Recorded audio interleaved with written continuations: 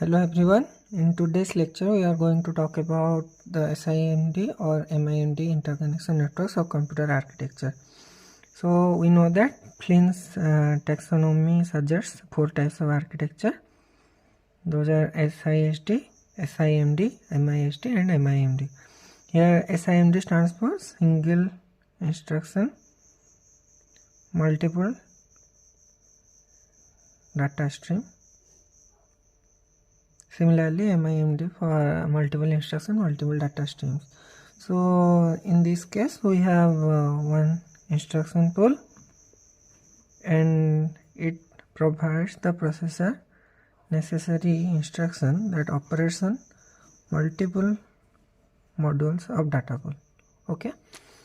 Next, what is an interconnection network? So interconnection network basically acts as a connection between the CPU and memory modules and IO devices. So we have two types of interconnection network. One is static, another is dynamic. So in static we have fixed connection between the nodes, means there are direct point-to-point connections, and in dynamic the connection is configurable dynamically. Next, in static network, where we use it in where the communication pattern is predictable or implementable, means we are known to the communication pattern prior to implementing it. And in case of dynamic interconnection network, it is basically connection on demand, so it needs the external switches or cables. The examples of static interconnection network are linear array, ring, mesh, torus and hyperqueue. And similarly, of dynamic interconnection network are crossbar switch, multi-stage switching network, digital bus. We are going to talk about each of these. So here in static interconnection network, we have the linear array first. So it basically connects the nodes linearly. So if we have n nodes, we will require n-1 connection links. Means suppose we have these two nodes, then only one connection link is required. Similarly, n-1. So degree will be 2 for internal nodes and 1 for terminal nodes. Means this 0th node and this n-1st node. And the routing function used here is self-routing. So what it basically does is it compares its ID with the destination ID. If the destination ID is greater than its ID, then it sends the signal towards right, and in the opposite case it sends to the left. And ring is just an extension of it. We connect those linearly, and then the two of the terminal nodes are connected, so the degree will be 2 for each node. In case of mesh or 2D array, we establish connection in 2 dimensions, means row wise and then also column wise. So suppose we have m nodes in a row and n nodes in a column, then total number of nodes will be m into n. And the diameter, means the maximum length of the interconnection path, will be from this to this, that is n-1 links plus m-1 links. And the degree will be, look here we have 3 cases. One, the kernel nodes, so those will have degree 2. The side nodes, those will have degree 3.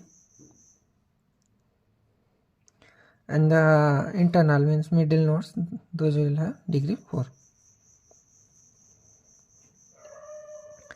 So it uses row wise routing, and if the destinations row is less than this node's row, then it will send up. Means we are starting counting from here, 0, 1, 2. So if it is less, we will send up. If it is greater, then we will send down. Then similarly, in case of column, if it is greater, then we will send right, and if it is less, then we will send left. And torus is nothing but an extension of mesh. So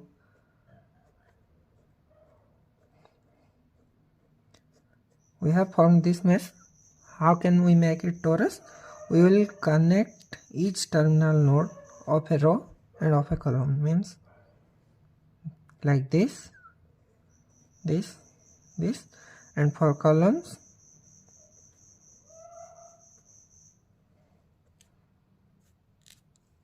next we have the hyper queue or binary k queue.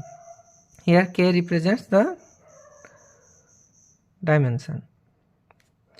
So every node is labeled with k bits, means for one queue 1 bit 0 1, 1 queue, next 2 queue 2 bits 0 0 0 1 1 0 1 1, similarly 3 queue 3 bits 0 0 0 0 0 1 0 1 0 0 1 1 1 0 0 1 0 1 1 1 0 1 1 1. So total number of nodes will be 2 to the power k, and diameter is the maximum distance. Look, here it is 3, here it is 2, here it is 1, so k, and degree will be k.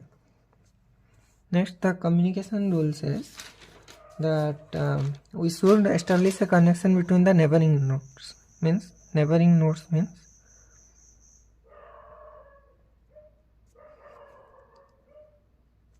differ in 1 bit. Look, here this node has bit 0 0 0 and this has 0 0 1. They are differing by 1 bit, so they are neighbor. Example 0 0 1 and 0 0 0. Here two types of routing are used. One is point to point and another is broadcasting. So in case of point to point, we start comparing the leftmost bit of the source and the destination. So here the source is 101 and destination has representation 001. We start comparing from the MSB. They are different, so we have to make the source into destination. So we will make it 001. So it will travel from here to here, then 001 and destination, sorry, it is 000. So the destination is 000, so it will move from here to here. And in case of broadcasting, one signal is produced from here and broadcasted to all other nodes. In k queue, it will be done in k steps. In binary 3 queue, we have 3 steps. In first step, it will go from 0 to 1. Say, next step we will go from 0 to 2 and 1 to 3. And in the third step, all 4 can transact to all other 4. Means like this. So 0 to 4 say, 1 to 5, 2 to 6 and 3 to 7. Next we have the dynamic interconnection network. So there are basically 3 of them. In case of crosswire switch, each interconnection node is connected to a crosswire switch, and the crosswire switch logic decides which way to pass the signal. Means it examines the address placed in bus and allows the path to particular node. Means if the CPU 1 has requested for memory module 2, then it will move like this, and this will examine its address. It will identify that it is not required for memory module 1, so it will further pass it, and memory module 2 will identify the address. So like this the communication will be established. And similarly, at the same time CPU 2 can access memory module 3. So one of its advantage will be simultaneous transfer, and another is obviously the dynamically configure. And disadvantage, what will be its disadvantage?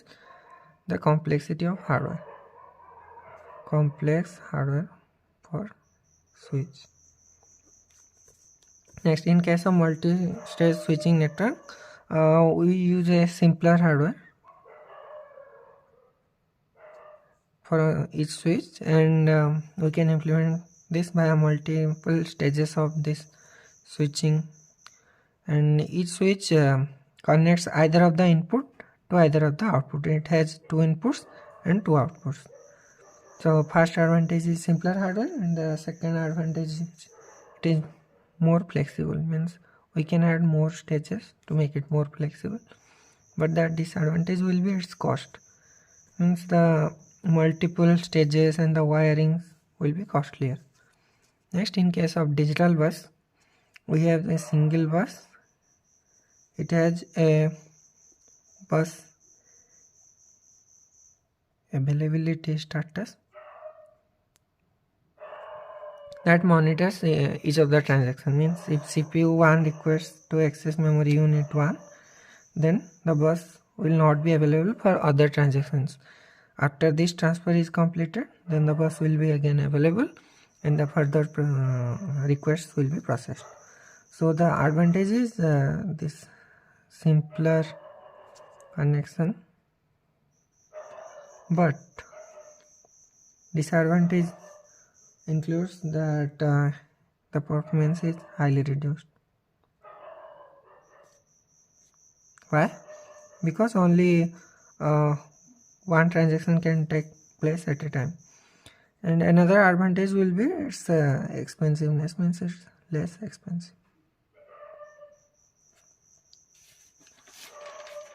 To do a quick recap, we studied the SIMD, MIMD interconnection networks. Interconnection network connects the CPU, memory modules and IO devices. We have basically 2 types, the static and the dynamic.